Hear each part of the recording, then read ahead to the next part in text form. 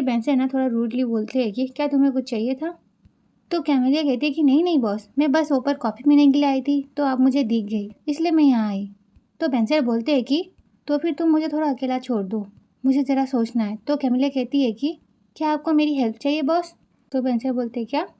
तो कैमेलिया कहती है कि फ़िलहाल मैं फ्री हूँ, अगर आपको किसी के साथ आइडिया शेयर करना हो तो मैं ज़रूर आपको हेल्प करूँगी। तो बेंसर उसे थोड़ा रूडली कहते हैं कि तुम जाओ अपने काम पे लग जाओ। ये सुन के कैमेलिया को अच्छा नहीं लगता और वहाँ से चली जाती है। फिर कैमेलिया ना मेंटल हेल्थ लाइन को कॉल करती है। तो लेडी कहती है कि हेलो। तो उस लेडी की आवाज़ सुन के ना कैमेलिया फ़ोन रखने वाली होती है। तो लेडी कहती है कि प्लीज़ फ़ोन मत रखिए, आज मैंने पूरे दिन किसी से बात नहीं की है, क्या हम बात कर सकते हैं प्लीज़? फिर कैमेलिया कहती है कि तुम लोग क्या ऐसे ही लोगों से उनसे बातें करने के लिए ऐसे उकसाते हो उन्हें, क्या तुम लोग ऐसे ही पीछे पड़ते हो? तो लेडी कहती है कि क्या आप हमेशा ऐसे ही बातें करती है क्या? अपना समय लीजिए, आपको बात करना हो तो आप प्लीज़ बताइएगा।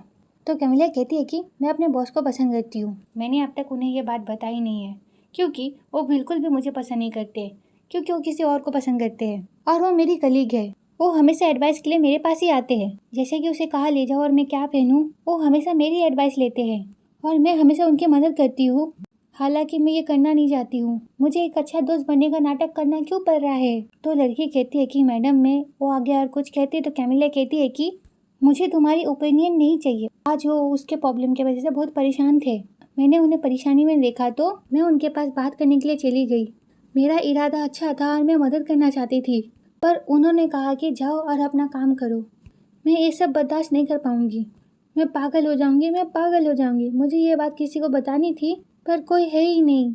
मेरे फ़ोन में हज़ारों नंबर से, मगर कोई ऐसा नहीं जिससे मैं बात कर सकूं, एक भी दोस्त ऐसा नहीं जिस पर मैं भरोसा कर सकूं। फिर वो लड़की कहती है शायद वो उतना कह पाती। इसी बीच ना कैमेलिया कहती है कि मुझे तुम्हारी एडवाइस नहीं चाहिए, एक एक के ना अपना फ़ोन कट कर देती है। फिर हम मिस अम्मी और टीचा को देखते हैं और मिस अम्मी बोल रही होती है कि ये तो एक बस कागज का टुकड़ा है। तो टीचा कहती है कि एक कागज का टुकड़ा? तो मिस अम्मी कहती है कि मैरिज सर्टिफिकेट ही तो है, पर उसकी कोई गारंटी थोड़ी ना होती है कि कोई आदमी आपसे प्यार करता है क्या नहीं। आप ऐसा कहो, उसके पहले आपको यह कंफर्म करना होगा वो आपसे प्यार करता है। लेकिन देखो क्या हो गया, और यही कागज का टुकड़ा आपको बर्बाद कर देगा। तो मिस हमें कहती है कि मैं तुम्हारी दोस्त नहीं हूँ, तो मुझसे ठीक से बात करो। तो टीचर कहती है क्या कहा, हम दोस्त नहीं है? फिर मिस हमें कहती है कि हमारी जो दोस्ती थी ड्रिंक करने तक की थी, ड्रिंक का नशा उतर गया, हमारी दोस्ती भी खत्म हो गई, समझी?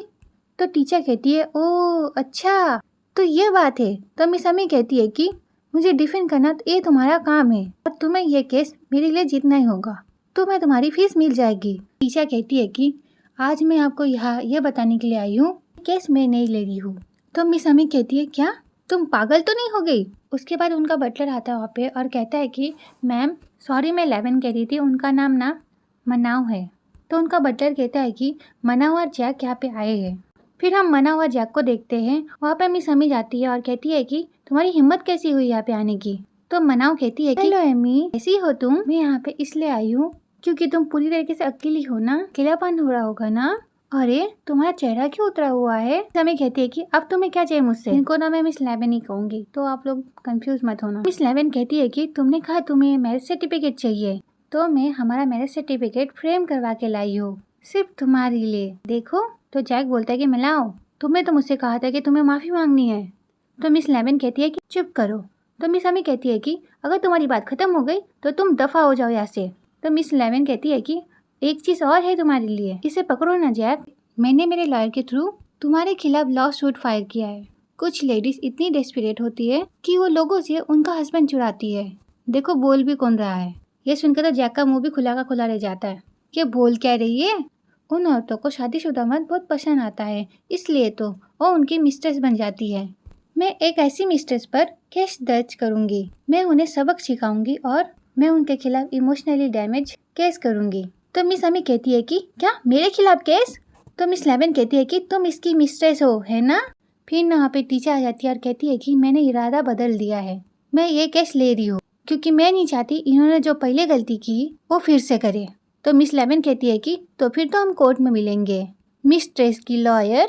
फिर वो मिस अमी को कहती है कि अच्छा अमी, तुम्हारी ये लॉयर मदद कर पाएगी? फिर वो वहाँ से हंसते हुए चली जाती है और जैक को देख के लग रहा था कि हाँ कहीं ना कहीं उसको पछतावा है। फिर मिस 11 कहती है कि जैक फिर जैक भी उनके पीछे पीछे चला जाता है। फिर हम देखते हैं टीचर जा रही होती है, पर पीछे से ना मिस अम्मी आ जाती है और कहती है, टीचर तो तुम मेरा केस ले रही हो ना? तो टीचर कहती है कि यह मैं तुम्हारे लिए नहीं कर रही हूँ, मुझे ऐसे झूठे लोग और मक्कार लोग पसंद नहीं। तो मिस अम्मी कहती है, क्या क्या तुमने भी एक ऐसे आदमी को डेट किया है, इसलिए तुम ये केस ले रही हो? तो टीचर मिस अम्मी को घूर के देखने लग जाती है। तो मिस अम्मी ना टीचर का हाथ पकड़ते हुए कहती है कि thank you so much teacher. तो टीचर अपना हाथ छुड़ाते हुए कहती है कि ज़्यादा इमोशनल होने की कोई ज़रूरत नहीं, मैं सिर्फ एक लॉयर के हिसाब से कर रही हूँ, मैं कोई पर्सनल नहीं हो रही हूँ।